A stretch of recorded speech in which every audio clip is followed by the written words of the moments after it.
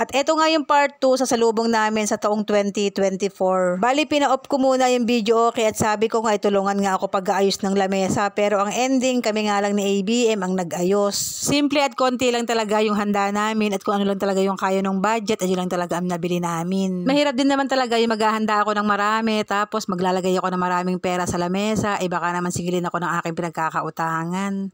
Charing! At sabi nga rin nila, wag mong iasa sa 12 prutas o sa mga bilog-bilog na prutas ang iyong kapalaran. Ito ay gabay lang at syempre magkatrabaho pa rin tayo para tayo makakain at mabuhay sa araw-araw. At wala rin namang masama sa mga ganong pamahiin dahil ito nga ay gabay lang pero tayo pa rin ang gagawa ng ating kapalaran. Nagpalit na nga rin pala ako ng mga bago kong biniling basahan para kahit sa basahan man lamang ay magmukha nga kaming mayaman.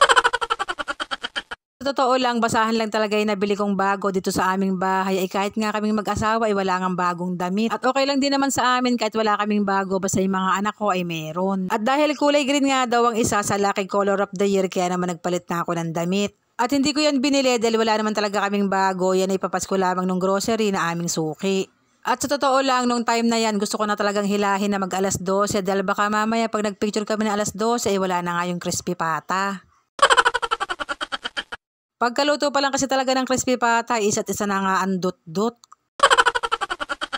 Sinabi ko na nga rin na kahit wala pang alas 12 ay magpicture na nga kami dahil baka nga mamaya ay wala nang mapicturean yung crispy pata at maging buto-buto na nga.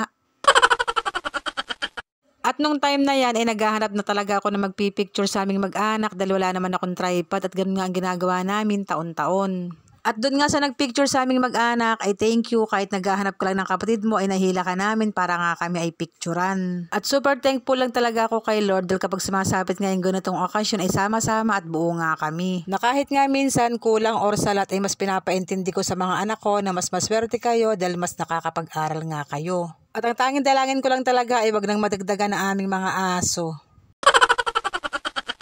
Nung nakakaraang taon kasi isa pa lang ang aming aso at yun nga ay si Bamba. At nung isang taon naman nadagdagan at yun nga ay si Moana. At ngayon naman naging 3 nadagdagan nga ni Hera. Yung mga alaga pa naman namin ay puro nga mga babae at sabi ko nga ay malaki talaga ang posibilidad na madagdagan na naman. Kaya nga ang ginagawa namin ay madalang nangalaang namin palabasin para nga hindi mapali. Masarap din naman na may alaga kasi nga wala rin naman kaming baby kaya yun na lang ang pinaka-baby namin. At eto na nga pumasok na nga ang 2024 at goodbye 2023 na nga. At eto talaga ang hindi nawawala sa amin pag pumapatak na nga alas 12, binubuksan namin lahat ng aming gripo sa lababo, sa banyo, pati na nga doon sa may labas.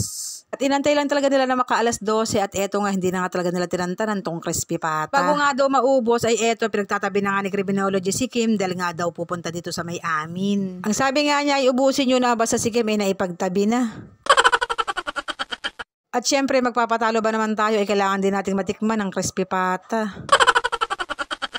At bago nga ako matapos ay binabati ko po kayong lahat na isang masaya at masaganang bagong taon at nawa ay umayon sa atin ang panahon. At maraming blessings pa sana ang dumating sa ating lahat at naway lagi tayong gabayan ng poong may kapal. Yun lang, salamat!